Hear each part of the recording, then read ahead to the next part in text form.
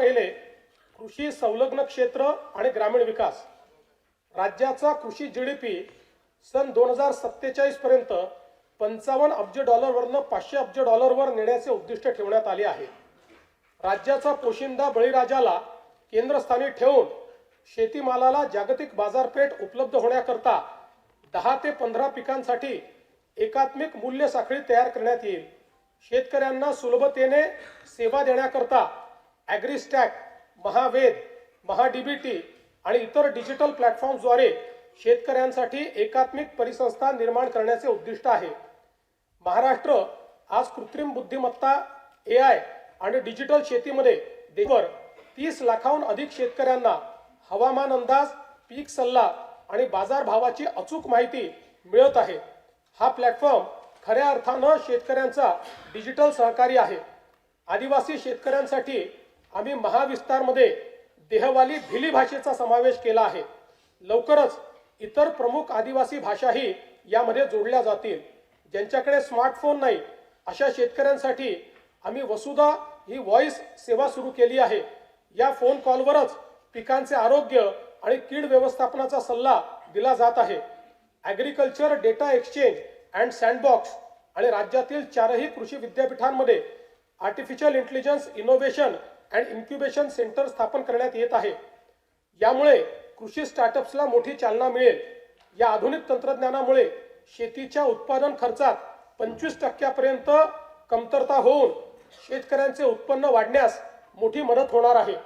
कृषी क्षेत्रातील डेटा व डिजिटल सेवांच्या माध्यमातून शासनाच्या विविध योजनांचा लाभ शेतकऱ्यांपर्यंत जलद व पारदर्शकपणे पोहोचवण्यासाठी राज्यात ॲग्रीस्टॅक योजना राबविण्यात येत आहे.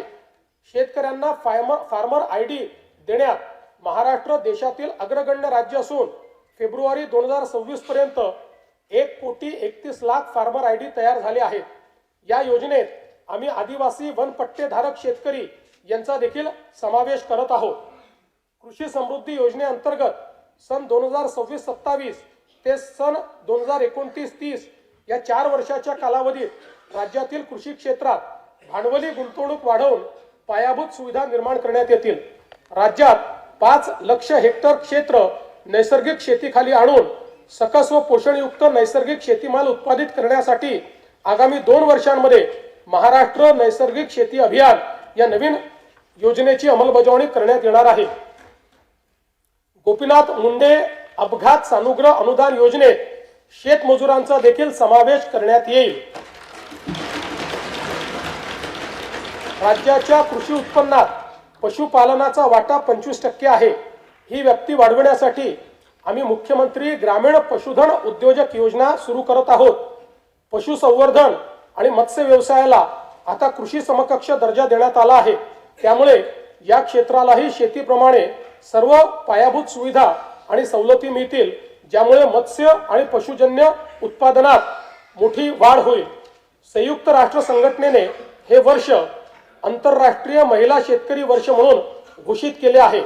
त्यानिमित्त महिला गोपालक, कुक्कुटपालक आणि शेळीपालकांसाठी आम्ही विशेष प्रोत्साहनपर कार्यक्रम राबविणार आहोत. मत्स्य व्यवसाय क्षेत्राच्या विकासासाठी प्रतिवर्षी 1,240 कोटी रुपये आर्थिक भाराच्या मुख्यमंत्री मत्स्य संपदा योजनेस मान्यता देण्यात आली आहे. या योजनेमुळे राज्यातील मच्छीमारांचे आर्थिक व सामाजिक विकासाबरोबरच पायाभूत सुविधा निर्मितीमुळे मत्स्य उत्पादनात वाढ होणार आहे. महाराष्ट्रातील सर्व बातम्यांचे विश्वासार्ह व्यासपीठ. सकाळच्या सर्व सोशल मीडिया प्लॅटफॉर्मला लाईक, फॉलो आणि सबस्क्राईब करा. तसंच सर्व नोटिफिकेशनसाठी बेल आयकॉन प्रेस करायला विसरू नका.